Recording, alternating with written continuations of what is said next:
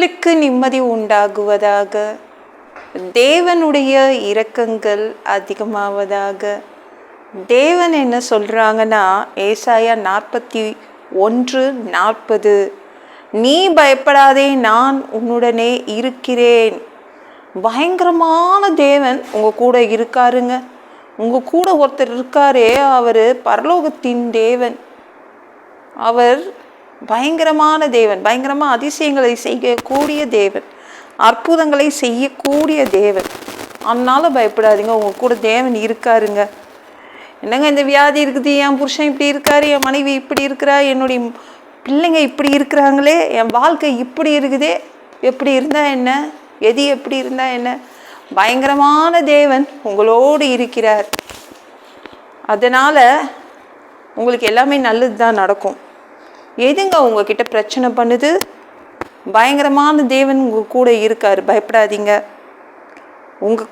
உங்ககிட்ட இருந்த பிரச்சனை, வியாதி, இதுக்கெல்லாம் அவர் பயங்கரமாக இருப்பார். அவர் உங்ககிட்ட இருக்கிற எல்லா வியாதிகளுக்கும் பிரச்சனைகளுக்கும் மிகவும் பயங்கரமானவராக இருப்பார். யாருங்க உங்களோடு பிரச்சனை பண்ணுறது? பெரிய பிள்ளைங்களா, விஐபியா, பெரிய ஆளுங்களா? தேவன் பயங்கரமாக இருப்பார். உங்களை எதிர்க்கிற அனைவருக்கும் அவர் பயங்கரமான தேவனாய் இருப்பார். சும்மா விட மாட்டாருங்க. நான் எங்கே போனாலும் ஏதோ ஒருத்தர் என்னை வலிய வம்பு இழுக்கிறாங்க. தேவன் சும்மா விட மாட்டார். பயங்கரமான தேவனாக இருப்பார். பயப்படாதீங்க. ஆனால் உங்ககிட்ட நல்லவராக இருப்பார். உங்களை நல்லா பார்த்துப்பார். உங்களை அன்பாக வச்சுப்பார். ஆனால் உங்களை எதிர்த்து வர வியாதி பிரச்சனைகளெல்லாம் சும்மா விட மாட்டார்.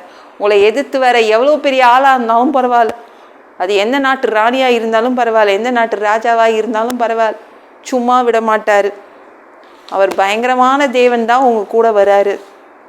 லட்சக்கணக்கான அடிமைகள் அத்தனை பேரையும் தேவன் என்ன பண்ணாருன்னா, எகிப்து அரசன்கிட்ட இருந்து காப்பாற்றி கூட்டிகிட்டு போகிறாருங்க. அப்போது அவங்களுக்குன்னு ஒரு தலைவரும் போட்டார். மோசே தான் தலைவர்னு போட்டார். என்ன ஆச்சுன்னா, திடீர்னு பின்னாடி பார்க்குறாங்க அடிமைகள், அந்த எகிப்து அரசன் திரும்பவும் வம்பு இழுக்க வந்துட்டான். இவங்களை கூட்டிகிட்டு போயிடலாம் அப்படின்னு திரும்பவும் வம்பை இழுக்க வந்தான். உடனே தேவன் சும்மா விடுவாராங்க? நல்லா தான் அந்த ரதம் ஓடிட்டு இருந்துச்சுங்க. அந்த டயரை எல்லாத்தையுமே கலத்தி தூக்கி போட்டார். அத்தனை டயரையும் அவர் என்ன பண்ணார்? கலத்திட்டார். அந்த ரதம் நல்லா ஓடலை. அதுக்கப்புறம் அவ்வளோதான், அவங்க நடு ரோட்லேயே நின்ன மாதிரி நடுக்கடல்லையே நின்றுட்டாங்க. எவ்வளோ பெரிய ஆபத்து! நடு ரோட்டில் வண்டி நின்னாலே ஆபத்து. இது நடுக்கடலுங்க, செங்கடல், நடுக்கடல். அந்த கடலில் என்ன ஆச்சு? அவங்களுடைய ரதத்தோடைய டயரை கலத்தி நிற்க வச்சுட்டாரு. அப்புறம் ஒரு அடிமை கூட பின்னாடி திரும்பி பார்க்கல, தப்பிச்சா போதும்னு ஓடி போனாங்க. ஆனால் தேவன் திரும்பி பார்த்தார். யாத்திராகமம் 14:24, அக்கினியும் மேகமுமான ஸ்தம்பத்தில் இருந்து எகிப்தியரின் சேனையை பார்த்து அவர்கள் சேனையை கலங்கடித்தார். ஒரு தீ எரிகிற மேகத்து மேலே உட்காந்துட்டு அங்கே இருந்து இவங்களை பார்த்து பார்த்து கலங்கடித்தாராம் தேவன். கடைசியாக என்ன பண்ணார்? தண்ணியில் தூக்கி போட்டார். நடுக்கடலையே ரதங்கள் எல்லாம் நின்றுடுச்சு. கடைசியில் அத்தனை பேரையும் தண்ணியிலே தூக்கி போட்டார். உங்ககிட்ட வம்பு இழுக்கிற பிரச்சனைகளுக்கெல்லாம் இதான் முடிவு. சரிங்களா? பயப்படாதீங்க. உங்களோடு இருக்கிற தேவன் பெரியவர்.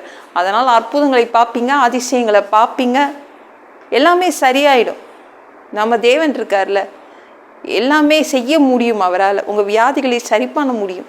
அதனால் வியாதியை பார்த்துலாம் கலங்கி நின்றுடாதீங்க. எல்லாமே அவர் குணப்படுத்த முடியும், அவரால் செய்ய முடியும். செய்ய முடியாததுன்னு ஒன்றுமே கிடையாது. உங்கள் கூட இருந்து உங்களை நல்லா பார்த்து பாருங்க. இந்த வீடியோ பிடிச்சிருந்துச்சுன்னா மற்றவங்களுக்கு ஷேர் பண்ண மறக்காதீங்க. கர்த்தர் உங்களை ஆசீர்வதிப்பாராக. ஜெபம் பண்ணலாமா? அன்பு பிதாவே, உங்கள் பிள்ளைங்க உங்கள் பாதத்தில் வந்திருக்காங்கப்பா. சாமி, இரக்கம் செய்யுங்க, இறங்குங்க அப்பா. உங்கள் பிள்ளைங்களோட நீங்கள் கூட இருக்குது. உங்கள் பிள்ளைங்களுக்கு நல்லவங்களாக இருப்பீங்க. உங்கள் பிள்ளைங்களுக்கு எல்லாவற்றையும் செய்து கொடுப்பீங்க, அன்பாக இருப்பீங்க. ஆனால் உங்கள் பிள்ளைங்களுக்கு எதிராக வரும் பிரச்சனைகளுக்கு, மனிதர்களுக்கு பயங்கரமாக இருப்பீங்க. உங்கள் பிள்ளைங்களுடைய எல்லா விஷயத்திலும் தலையிட்டு அவங்கள காப்பாற்றுவீங்க. நன்றி அப்பா. எல்லாம் பொல்லாத பிசாசுகள், ஏவல்கள், மந்திரங்கள், தற்கொலை ஆவிகள், பயத்தின் ஆவிகள், பலவீனப்படுத்துகின்ற ஆவிகள் எல்லாம் இயேசு என்ற பெயரினை கொண்டு துரத்துகிறேன். ஓடிப்போ. உங்கள் பிள்ளைங்களை இரத்த கோட்டிக்குள் மறைச்சிக்கோங்க. சுத்தாவியால் நிரப்புங்க. ஞான ஸ்நானம் எடுக்கணும். ரட்சிப்பீராக. இயேசுவின் காயப்பட்ட தழும்புகளால் எல்லா வியாதிகளும், எல்லா பலவீனங்களும், கேன்சர் போன்ற வியாதிகளும், மரண படுக்கைகளும் சரியாகுவதாக. பரம்பரை வியாதிகள் சரியாகுவதாக. மனிதனாக பிறந்தா ஜீவ புஸ்தகத்தில் பேர் இருக்கணும். அப்படி இல்லைன்னா அந்த மனிதனை பிடிச்சி நரகத்தில் தள்ளிடுவீங்க. தீ எரிக்கிற இடத்துல எப்படி போய் வாழ்கிறது? இப்போ பரலோகத்துக்கு வர்றதுக்கு ஆசைப்படுறோம். அடித்து உதச்சி திருத்தி பரலோகத்துக்கு அனுப்பிடுங்க. கழுவப்படாத பாவங்கள் இருந்தால் எங்களை தயவுசெய்து நல்லா கழுவி பரலோகத்துக்கே அனுப்பிடுங்கப்பா. எந்த ஒரு இமை பொழுது நீங்கள் வருவீங்கன்னு இயேசு வணங்கி வணங்கி காத்துட்ருக்கோம். இப்போ சுத்தமாக வாழ்ந்து வாழ்ந்து காத்துட்ருக்கோம். அந்த இமை பொழுதில் உங்களுக்கு ஒப்பான ஒரு உடம்பு எங்களுக்கு கொடுக்கப்படும்.